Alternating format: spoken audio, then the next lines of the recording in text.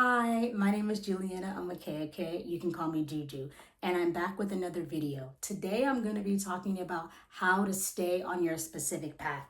This video was inspired by Sarah Jake Roberts, one of her videos. She talked about this in more of a religious sense, but I was so inspired from watching her video that I wanted to do my own take on it. I'll leave a link below to her video in the description, but basically she talks about how you need to stay in your lane, and that is the inspiration for this video. So I'm going to talk about 5 ways that you can stay on your specific path. And don't mind me if I look down on my computer, I just have notes on there. So number 1, stay focused on your vision.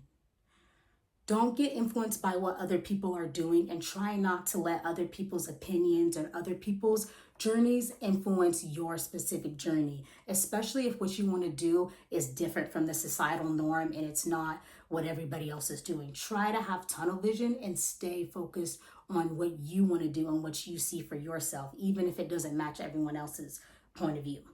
So that's number 1. Number 2, seek out people that have the same dream as you or that are like-minded. So that can be online or in person. Try to saturate yourself with the mindset and the vocabulary that aligns with what you want. You can do that online, because it's hard to find people where you are, especially if you come from a small town and you have really big dreams. It's hard to find people that think the same way as you. If you can't find people in person, do it online. Watching videos like this, or like the positive affirmation videos, or just motivating videos, and listening to that type of message on a daily basis is an example of how you can do that. But saturate yourself with the vocabulary that aligns with what you want, and attach yourself to people that are like-minded and have that same vision or that same dream. That's number 2. Number 3, implement a morning routine that's away from social media before you even get on your phone in the morning. So you could make it up. It doesn't have to be complex. It doesn't have to be something super hard.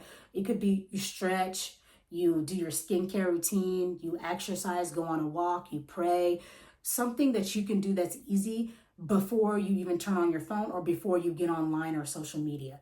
That's so important. Something like you need a moment to yourself in the morning before you turn on your phone and you start seeing expectations and you start thinking about your career or thinking about life milestones that you haven't hit yet, or just the stress of life in general. Before you even open that up, have time to yourself and pour into yourself first before you get online and start seeing what's going on in the whole world. This could be literally like 20 minutes, but you need that time in the morning before you even look at your phone. And that will help you so much. That'll help you kind of sit with yourself first before you start seeing other people's journeys. Before you look on Instagram and see what your coworker is doing, or what your friend is doing, or what the person you went to school with in elementary is doing, you can look at yourself first, and it's a way to keep you grounded. So that's very important. Implement that morning routine before you turn on your phone or before you go on social media and start interacting with the outside world. Okay, and number 4 is limit social media time in general. So what I do is I offload my social media apps that kind of make it hard for me to stay focused on what I want to do. For me, it's just Instagram. But whatever social media app that makes it hard for you, you can offload it from your phone or completely delete it from your phone and just go on there when you need to. But offloading social media apps or limiting your time on social media until after you've done all your work for the day, and just having certain time frames for how long you'll be on there and really trying to stick to that is so helpful. I've been doing that with Instagram. So I'll offload the app and I'll only go on if I want to post something myself or it's something for work that I have to do. But if I don't have something to post, or I don't have like a contractual obligation to be on there, then I'm not going to be on there, because Instagram is one of those apps that will pull me away from my specific path and my specific journey, and will make me start to question and doubt myself, and it makes me compare myself to other people's journey in a negative way. So whatever social media app that makes you do that and compare yourself to people in a negative way, limit your time on there. That is so important. Once you get confident in yourself, and you don't really feel affected by social media in a negative way, you can have at it. But when you're still trying to stay on your path and you know that you're struggling with being true to your specific journey and not getting influenced by what everyone else is doing, social media needs to be limited. So that's number 4, and that's very, very important. The last tip is to just be patient. Be patient and trust your specific timing. This one is so important. Whew.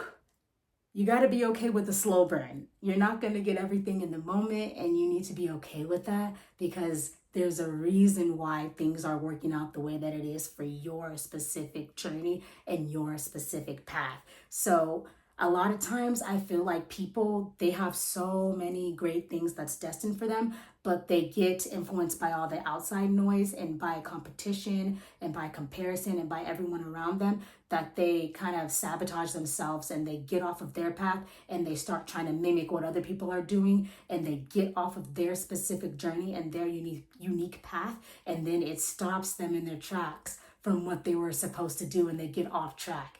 What is meant for them is still there, but now it's going to take them longer to get to that point because they strayed from their path.